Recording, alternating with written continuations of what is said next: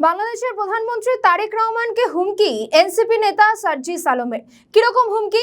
দেশে কোনো টানেল বা সুড়ঙ্গ করে পার পাওয়া যাবে না, এমনটাই হুঙ্কার এই ছাত্র নেতার। হঠাৎ এমন হুমকি কেন? এরপরও কি এই ছাত্র নেতারা পার পেয়ে যাবেন? একসময় সেনাপ্রধান জেনারেল ওয়াকারুজ্জামানকে কটু কথা হুমকি দিতে সেনাপ্রধান জবাব দিয়েছিলেন, ওরা অবুঝ, ওরা বয়সে ছোট, তাই নাকি এমন কথা বলছে। তখন অবশ্য এই নেতারা অন্তর্বর্তীকালীন সরকারকে ক্ষমতায় বসিয়ে ক্ষমতার স্বাদ গ্রহণ করত। কিন্তু এখন তো পরিস্থিতি একেবারেই আলাদা, নেই ইউনূসের জামানা।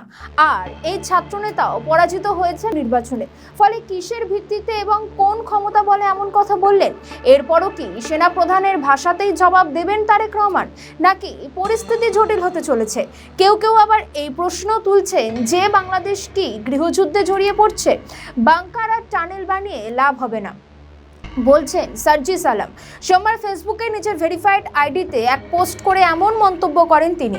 সার্জিস বলেন, জনরায়ের বিপক্ষে গিয়ে সংসদীয় সৌরতন্ত্র কায়েম করার চেষ্টা করলে এস আলমের লুটপাটের আশ্রয়দাতা হলে বাংকার আর টানেল যাই বানান কোনো লাভ হবে না। অর্থাৎ তিনি হুমকি দিচ্ছেন দেশে ফের নতুন করে বিশৃঙ্খলা পরিস্থিতি সৃষ্টি হবে, আর তারপর এমন পরিস্থিতি সৃষ্টি হবে যে বাংকার করেও লাভ হবে না। এদিকে একটি খবর উঠে আসছে, প্রধানমন্ত্রী তারেক রহমানের জন্য বাসভবন নির্মাণের প্রকল্পে থাকবে গোপন টানেল, যে টানেলের মধ্যে দেশের সংকটকালে নিরাপদ স্থানে চলে যাওয়া যাবে। এই খবর প্রকাশিত হওয়ার পরই সার্জিস আলমের এমন মন্তব্য। কোথাও গিয়ে তাদের নতুন কোনো পরিকল্পনা রয়েছে? আপনাদের নিশ্চয়ই মনে রয়েছে 2024 সালে 5ই আগস্ট কি পরিস্থিতি সৃষ্টি হয়েছিল গোটা বাংলাদেশে।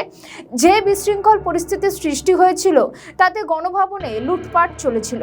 শেখ হাসিনা গণভবন ছাড়তেই উন্মুক্ত জনতা সেখানে পৌঁছে গিয়ে কার্যত তাণ্ডব চালিয়েছে। এমনকি গোটা দেশে ছড়িয়ে পড়েছিল সে ভয়ঙ্কর পরিস্থিতি। পুলিশ সেনাবাহিনী শেষমেশ নিয়ন্ত্রণ করতে পারেনি বা তারা করেনি। কিন্তু শেখ হাসিনার সরকার বা আওয়ামী লীগ সরকারের বয়স হয়েছিল 15 বছর, কিন্তু বিএনপির বয়স মাত্র 2 মাস। আর এর মধ্যেই ছাত্ররা যদি এমন কথা বলে, হুমকি দেয়, সেটা তো ভয়ঙ্কর। কারণ তারা দেশের অন্দরেই ডিপ স্টেট বানিয়ে কোনো পরিকল্পনা করতেই পারে। সেক্ষেত্রে তারেক রহমানের সরকারের উচিত সেদিকে সতর্ক থাকা। কারণ প্রথম থেকেই রাজনৈতিক বিশেষজ্ঞরা বলার চেষ্টা করছেন তারেক রহমান সক্রিয় রাজনীতিতে নতুন। সেক্ষেত্রে জামাত ইসলামী ও এনসিপির মতো বিরোধী দল, সেক্ষেত্রে তারা একাধিক ইস্যুতে পথে নামার হুঁশিয়ারি দিচ্ছে সরকারকে। তাতে তারেক রহমান কতটা নিয়ন্ত্রণ করতে পারেন তাই নিয়ে সংশয় তৈরি হয়েছিল। এইবার এনসিপি ও জামাত যদি সরকার ফেলার পরিকল্পনা করে, তবে কতটা তারা সামলাতে পারবে তা নিয়ে বিস্তর সন্দিহান রয়েছে।